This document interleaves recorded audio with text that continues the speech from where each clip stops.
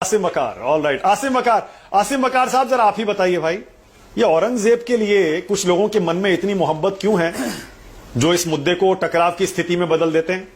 आसिम वकार। देखिए, सबसे पहली बात तो पूरी खबर चलाइए। जो नागपुर में हुआ है उसके लिए मैं एक अपडेट दे दूं आपको। बगैर इजाजत के प्रदर्शन करने के लिए प्रदर्शनकारियों के ऊपर एफआईआर दर्ज हुई है। 3 लोग अरेस्ट हुए हैं। औरंगजेब के लिए जो आप जुलूस निकाल रहे थे, जो प्रदर्शन कर रहे थे उनकी कब्र के लिए, उसमें जो चादर इस्तेमाल की थी आप लोगों ने, बीजेपी वालों को बता रहा हूं, बजरंग दल वालों ने, उस चादर पर कुरानिक आयतें लिखी हुई थी, अल्लाह मोहम्मद के नाम लिखे हुए थे। उनको पैरों से कुचल रहे थे आप। आपका इरादा औरंगजेब के लिए प्रदर्शन नहीं था। आपका इरादा कुरान की और इस्लाम की बेहुरमती करने का था। इसको क्यों नहीं बोल रहे टीवी पर आप लोग? आप दिखा रहे औरंगजेब के लिए पूरा मुसलमान इकट्ठा हो गया। हमारे और हम मुसलमानों के पूर्वज मंगोल आपके मुगल नहीं हैं। हमारे पूर्वज ना जिना है ना मुगल हैं। हमारे पूर्वज हैं मोहम्मद सल्लल्लाहु अलैहि वसल्लम, हजरत अली, इमाम हुसैन, इमाम हसन, हजरत उमर फारूक आजम, अबू बकर सिद्दीक रज़ियल्लाहु अन्हु, उस्मान गनी। आप इस बात को क्यों भूल रहे हैं? दूसरी बात, मैंने बीजेपी प्रवक्ता की अभी एक बात सुनी। उन्होंने कहा कि औरंगजेब इतना क्रूर था कि उसने गुरु गोविंद साहिब जी के 2 साहबजादों का कत्ल कर दिया। हम भी कह रहे हैं क्रूर था, नहीं करना चाहिए था। लेकिन 1984 में हजारों सिखों का कत्लेआम किया गया, नरसंहार किया गया। सिखों को उन्हीं की पगड़ियों में बांधकर जिंदा जलाया गया। क्या वो सिख गुरु गोविंद सिंह साहब की औलादे नहीं थे? उनके बेटे नहीं थे? क्या जो अमृतसर में गोल्डन टेंपल में बब्बर खालसा के चीफ जनरल सिंह भिंडरेवाला के साथ हजारों सिखों को मारा गया, क्या वो सिख गुरु गोविंद सिंह साहब की औलादे नहीं है? उनके बेटे नहीं है गुरु गोविंद सिंह के? 2 बेटों के लिए आप कह रहे हो कब्र उखाड़ के फेंक दो, तो क्या फिर आप यहां पे ये डिमांड करेंगे कि इंदिरा गांधी जी की और राजीव गांधी जी की जो समाधियां उनको उखाड़ेंगे आप सरदारों के नरसंहार के लिए? कितने लोगों की समाधियां उखाड़ेंगे आप? आप यहां बैठकर उल्टी सीधी हिस्ट्री बता रहे हैं, उल्टी सीधी बातें कर रहे हैं।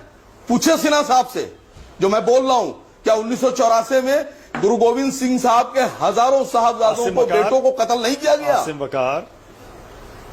आसिम वकार 1984 और गोल्डन टेंपल में जो ऑपरेशन ब्लू स्टार, ये लड़ाई, उसकी तुलना आप औरंगजेब ने जो अत्याचार किए उनसे कैसे कर सकते हैं? औरंगजेब एक मुगल शासक था जिसने अत्याचार किए।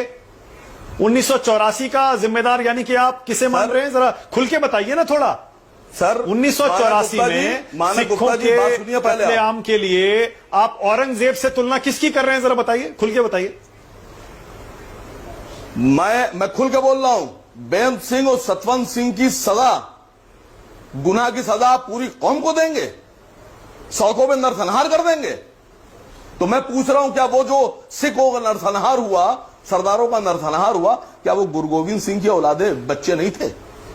सवाल सिर्फ एक इतना सा है। दूसरी बात, आप यहां बैठकर सर आप औरंगजेब पे बात कर रहे हैं, अंग्रेजों की कब्रें क्यों नहीं खोदेंगे आप? उनके भी तो कब्रिस्तान, उनके भी तो लोग हैं। क्या उन्होंने हिंदुस्तान के लोगों पर जुल्म नहीं किया? आप हिंदुस्तान में अंग्रेजों के शासनकाल पे बात क्यों नहीं करना चाहते हैं? जानते हैं क्यों नहीं करना चाहते हैं माना गुप्ता जी? इसलिए कि जब अंग्रेजों के शासनकाल पर बात होगी तो अंग्रेजों के दोस्तों की, अंग्रेजों के मुखबिरों की, अंग्रेजों के दलालों पर भी बात करना पड़ेगी आपको। और आप नहीं चाहते कि अंग्रेजों के मुखबिर, अंग्रेजों के दलाल, अंग्रेजों के एजेंट और अंग्रेजों के दोस्तों पे बात की जाए जिन्होंने अंग्रेजों का साथ दिया। आप इसलिए अंग्रेजी हुकूमत पर जो बात है वो नहीं करना चाहते हैं। आप साफ साफ बात कीजिए। ओके आसिम वकार, एक सवाल का और जवाब दीजिए। आप एक सवाल और हिंदू मुस्लिम कर रहे हैं। मैंने भी बताया ना, अचानक ये 2-3 मुद्दे देश में क्यों गर्म हो गए?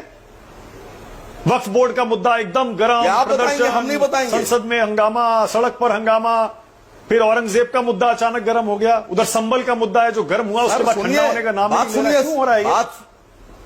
बात सुनिए सर, बात सुनिए सर। आप कहते हैं मुगल लुटेरे थे, आक्रांता थे, लूट करते थे, तो उन लुटेरों का गैंग भी तो होगा। अगर मुगल लुटेरों के सरदार थे तो उन लुटेरों का गैंग भी होगा। उस गैंग में पता आपको कौन था? मुगलों के लुटेरों के गैंग में मान सिंह थे, जय सिंह थे, जय सिंह सवाई थे, उनके बेटे थे, कछवाहा राजपूत था। अगर आप कब्र हटाना चाहते हैं मुगलों की और औरंगजेब की, तो भी मान सिंह रोड का नाम बदलिए, जय सिंह रोड का नाम बदलिए, जयपुर का नाम बदलिए, जयपुर को हटाइए। जयपुर में जो आपका राजस्थान की सरकार है, उसमें आप मुगल शासकों के जो साथी थे, उनके वंशजों को आप बनाते हैं डिप्टी सीएम। इल्जाम आप हम अच्छा, एक नासिम बकार, एक सेकंड रुकिएगा, एक सेकंड रुकिए जरा, एक सेकंड रुकिए। मैं चाहता हूं, ये देखिए, ये तर्क करेंगे ना, और ये करेंगे तो ये तो फिर अब अंतहीन है। मैं चाहता हूं एक स्टैंड बता दीजिए जरा अपनी पार्टी का। औरंगजेब क्या अच्छा शासक था या क्रूर था, और क्या उसकी कब्र हटनी चाहिए या रहनी चाहिए? क्लियर स्टैंड बता के जाइएगा मुझे आज। बिल्कुल क्लियर बता के जाऊंगा। मैं कह रहा हूं औरंगजेब अगर हटाएंगे आप, तो औरंगजेब से जुड़े उनके साथियों को भी हटाना पड़ेगा। आप मान सिंह के ऊपर क्यों नहीं बोल रहे हैं? आप जय सिंह पे क्यों नहीं बोलते हैं? आप डरते हैं जय सिंह पर बोलने से? मतलब आप मुसलमानों को तो आरोप लगा देते हैं कि मुगलों के समर्थक हैं हम। आप पूरे मुसलमानों को आप बता देते हैं सब मुगल हैं। लेकिन जब आपसे पूछा जाता है कि मुगलों का साथ देने वाले, और वो बुरा था या अच्छा शासक था? के वंशजों को आप डिप्टी सीएम क्यों बनाते हैं? अच्छा शासक था या बुरा था? ये तो दिया कुमारी जी से पूछिए आप जाकर, ये दिया कुमारी जी से पूछिए जाकर। मेरे रिश्तेदार नहीं थे अकबर, उनके रिश्तेदार थे। आप राजपूतों से क्यों नहीं पूछते हैं कि अच्छा शासक था बुरा शासक था, जिनकी रिश्तेदारियां हैं मुगलों में?